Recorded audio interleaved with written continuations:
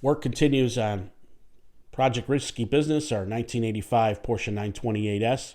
With the oil pan gasket changed out, I needed to focus my attention on the remaining oil leaks, which include what appears to be the power steering pump, some of the hoses related to that, as well as the oil cooler lines. I also noticed that the driver's side cam cover gasket appears to be leaking. So with a couple hours free on Sunday morning, I took advantage of replacing the cam cover gasket on just the driver's side to mitigate that oil leak, as I don't want oil dripping down onto the other new components as I put those in. So in this video, I'm focusing on changing out the cam cover gasket on a 32 valve Porsche 928 motor. Stay tuned.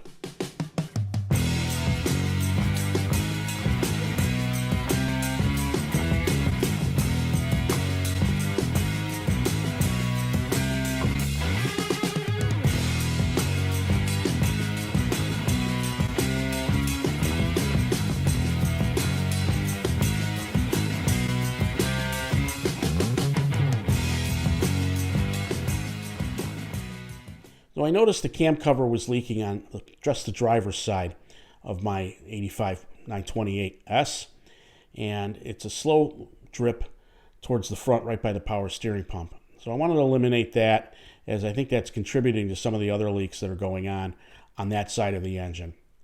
So I'm going to take you through the 12 bolts you need to remove in order to get the cam cover off, what to look for, how I cleaned up the cam cover, as well as what I needed to take off the top of the engine to gain access, as well as the reassembly. So in this shot, the first step I'm doing is removing the driver's side air cleaner tube. And now from here, it's a process of loosening up the 10 millimeter bolts that hold the rubber boots that have the air chamber for the driver's side to the induction manifold on the middle of the engine.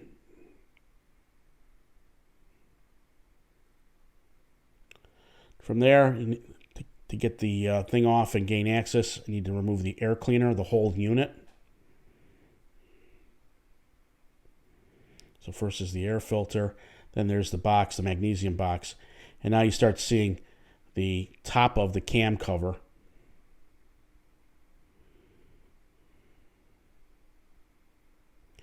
Here I'm removing the PCV valve, tubing to get more clearance on the side of it. At this point, I realized I needed to take out the base of the air cleaner. There's two 10 millimeter bolts that attach to the studs. So once you take the air cleaner out, I gained access to those. And in the middle is a retaining a Jubilee clip, large one, that you have to unscrew, and that gives you just enough access to remove it. So once the base of the air cleaner is out, you see the air inlet, and there is a screen in there, but I just want to err on the side of caution, so that's where I put a shop rag in. In here, you see me using my white marker to mark my spark plug wires. In this shot, what I've done is that's the cam cover I did take off, but I wanted to show the locations of the 12 bolts that need to be removed in order to take the cam cover off. My mistake here was not talking through the people at 928s or us, because I only ordered the cam cover gasket that fits around the outside perimeter of it. What I noticed is each bolt has an O-ring that fits into the hole at the top that seals off the washer that the bolt fits into. And then on the back side, and then the spark plug holes, there's 4 seals that go there. I ended up not realizing all of those are there. And quite frankly, I just wanted to resolve the leaks right now. I'm not looking to do cosmetics. I think the problem, as you can see from the grease on the bottom of the cam cover there, where it's holes 9 through 12, I wanted to take care of that part of the oil leak. My goal with this car is to make it a reliable daily driver. And so I'm not worried about cosmetics. I have a Concours Queen behind me right now. This car is all about getting it to run reliably and be ready for, at a moment's notice, to go on a road trip. So with that in mind, I just moved forward with replacing the perimeter gasket, reusing the seals that are there already. At a later date, if I go to clean up the engine and detail it, I will order the full kit and replace those. Right now, I don't see any need. I hope that doesn't change when I put all this back together and I fire the engine back up. There are 3 different size bolts used among these 12 holes. So it's very critical to make sure you have the right orientation on these. So my old trick is, you see the corrugate box piece that's just above my head. I use just a dowel punch to push out holes, and then as I remove the bolts based on their location, like this diagram, I put them in this box I have. You can also see here that I labeled it what's towards the passenger side and what's towards the front of the car, so I don't lose my orientation for which bolts go where. So at this point, I'm just taking off the labeled spark plug wires. It's a high probability I won't get them mixed up, but I just wanted to label them just to be sure. And I just went to town with 13 millimeter bolts, just started to remove them. I found that a couple were already loose. Same kind of thing with the oil pan. It's a very funny thing with this engine that these bolts lose their torque and cause, I don't know if it's a prior mechanic not torquing them properly or if that's just the case of what goes on. But anyway, just the process of going through to get all 12 bolts off. I didn't go in any particular order. Again, with the air box and the PVC hose moved, you do have pretty good access to the cam cover. You will need an extension and a universal joint to get at a couple of them. Also helps to have a ratchet wrench. A couple of the bottom ones, it was just easier to use a ratcheting closed end wrench. So in that shot, I have all 12 bolts out, save for one. You notice in the middle there, that bolt was stuck in the cam cover. Now at first I thought, well, maybe that's some sort of way to help mechanic pull it off. But then I learned as I took it off that Porsche engineers in their infinite wisdom don't have the cam cover bolt going directly to the block.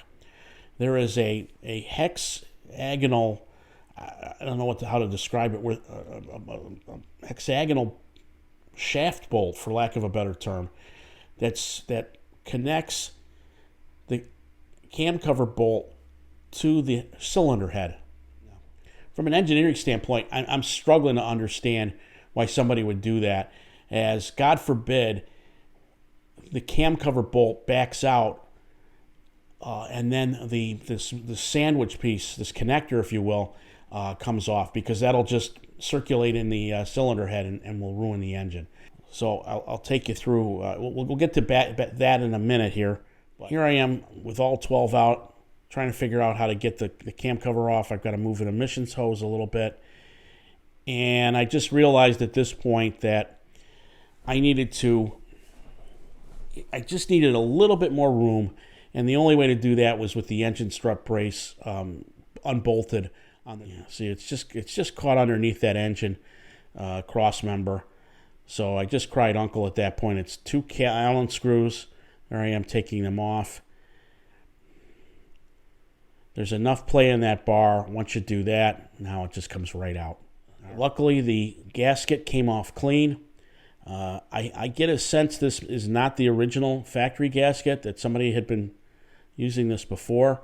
The gasket looks like it's plasticized, so it was a good time to replace this. I'm rolling the bones a bit with the spark plug seals. But again, at some point I want to probably detail the engine, and this is going to have to come off anyway. But for now, it's okay. So, and you can see the gasket surface is very clean. For whatever reason, that material came clear off, and I think part of it was the fact that it was torqued down so loosely. Here's a close-up. Now, I'm no expert, but you can see the oil galleys on this are pretty clean. I don't see cam wear. Please comment if you think I'm crazy. This is not my area of expertise, but I'm very happy with how clean that was internally. All right, so here I am using my infamous steam cleaner. I don't want to damage what's left of the coating on the magnesium cover. There's a couple reasons I use steam. One of them is I don't want to put chemicals on this, and then the chemicals, if I don't dry them off properly on the backside, can get into the oil. I don't want to risk that. I didn't worry about cleaning the inside of this. It was more about just cleaning the gasket surfaces. On the exterior, I wanted to clean it up as much as possible. Now at this point, I'm using a microfiber towel to dry it off. I don't want to have any oil getting into the crankcase. Here I am fitting the new gasket. Only goes on one way. You may have noticed that some of my under hood shots, the hood liner is very crumbled up. On these cars, that's a known thing. The original one did not hold up well. And if I even just so much as look at the hood when it's open, dust just comes falling down. So that is a future project. So the minute I took that cam cover off, I put some shop paper towels over the exposed cylinder head, as I didn't want any of that dust getting in, possibly causing problems down the road. Where that arrow is pointing is that spacer hex nut, if you will, that the cam cover bolts into that, and the spacer bolt bolts into the cylinder head. That one is in place. Now this one, you can see, is not in place. That's the one that was holding the bolt on the back side of the cam. I couldn't get the cam cover bolt off because it had backed out onto the nut. So I had to be very careful about that. You can see right by that, right in the middle there, is the nut that's holding the cam cover bolt on from the other side.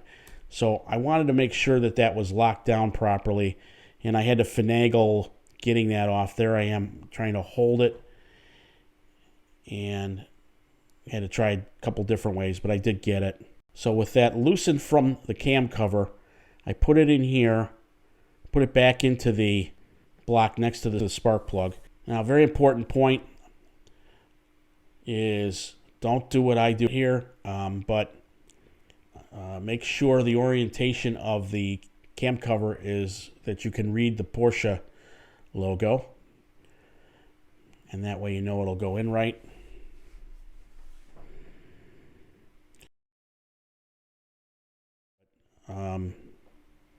Sorry, I lost some film.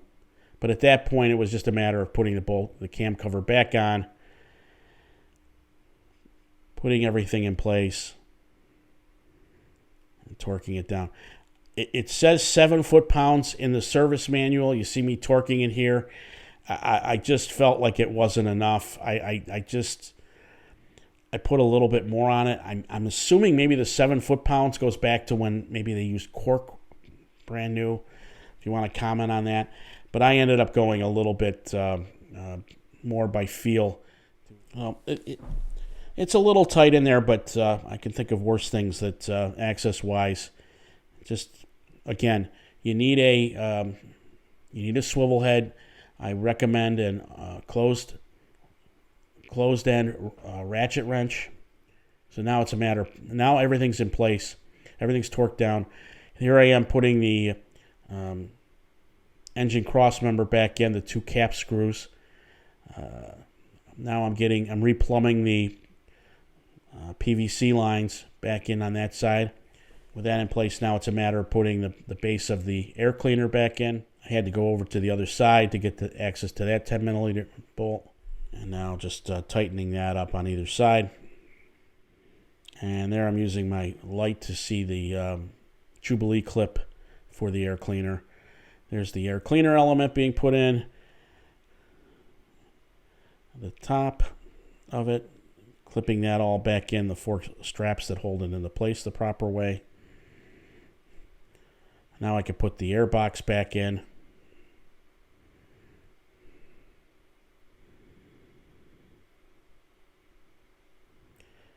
And once the rubber seals are in the proper place, it's just a matter of tightening down the band clips for that.